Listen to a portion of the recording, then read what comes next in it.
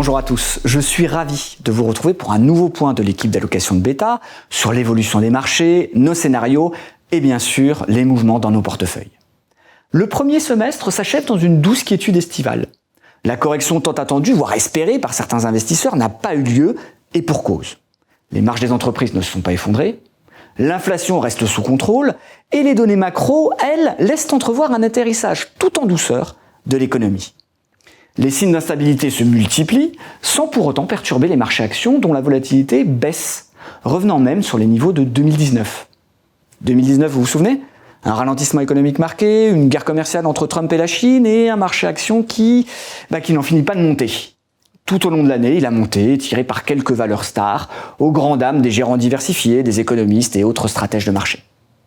Sans être un copier-coller, 2023 rappelle quand même beaucoup 2019. Et le mois de juin ne fait pas exception à la règle. Le marché action a progressé et le marché obligataire, lui, a connu des difficultés.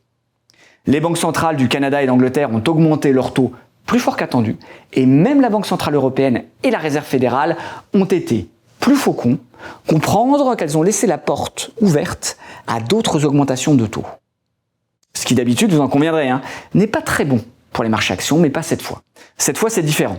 Cette fois, il y a un événement, ou plutôt un phénomène particulier sur le marché américain, mais pas seulement. Et ce phénomène, c'est ce qu'on appelle la concentration.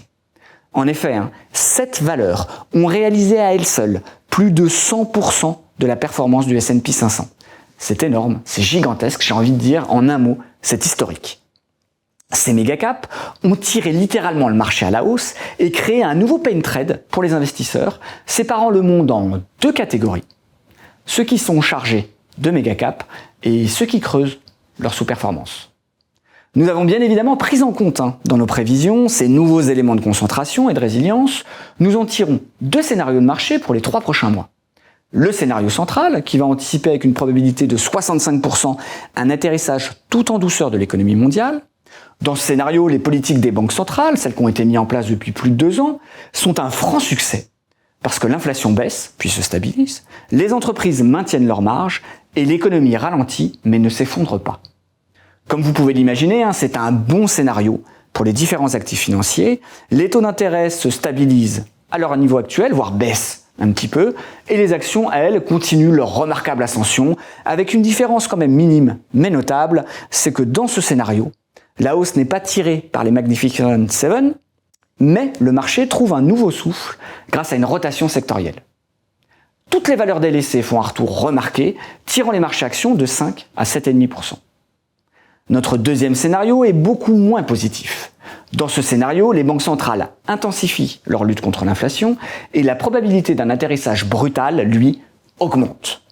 La persistance de l'inflation va effrayer les investisseurs et tous les marchés baissent. Les actions perdent plus de 10% en 3 mois et les taux atteignent des niveaux très élevés dépassant leur plus haut de l'année. En un mot, c'est l'horreur. Comme vous avez pu le noter, nous avons désormais 2 scénarios qui sont antagonistes avec des conséquences marquées et opposées. Nous avons donc, dans les portefeuilles, profité de cette baisse marquée de la volatilité pour remonter l'exposition action de 25 à 45% sur un fonds comme CPR Croissance Réactive, tout en introduisant en parallèle d'importantes positions de couverture qui devraient nous permettre, en cas de réalisation du risque adverse, de protéger mécaniquement le portefeuille. Sur le papier, nos positions peuvent sembler idylliques. Protéger le portefeuille contre la réalisation d'un risque extrême, tout en bénéficiant de la hausse du premier scénario. Mais vous le savez aussi bien que moi, en finance, il n'y a pas de repas gratuit.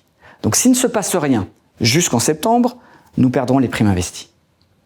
Concernant l'allocation géographique, je vous disais qu'on était à 45% d'actions, dont 30% d'actions américaines, avec un léger biais sur les valeurs technologiques, 9% sur les actions de la zone euro et 5% seulement sur les actions japonaises. Pendant le mois, nous avons pris nos bénéfices justement sur ces actions japonaises et sur le Nasdaq, ramenant notre exposition de 10 à 5% dans les 2 cas. En termes de sensibilité, nous avons maintenu un niveau autour de 3, principalement sur la dette américaine. Nous avons, enfin, rajouté des obligations émergentes. En termes de devises, nous sommes toujours à 0% de dollars, mais nous avons rajouté 3% de yens dans le portefeuille, vraiment pour la diversification. Et bien voilà, j'en ai maintenant terminé, il ne me reste plus qu'à vous souhaiter de bonnes, voire de très bonnes vacances estivales, et nous vous donnons rendez-vous en pleine forme en septembre pour un nouveau point de rentrée. Au revoir.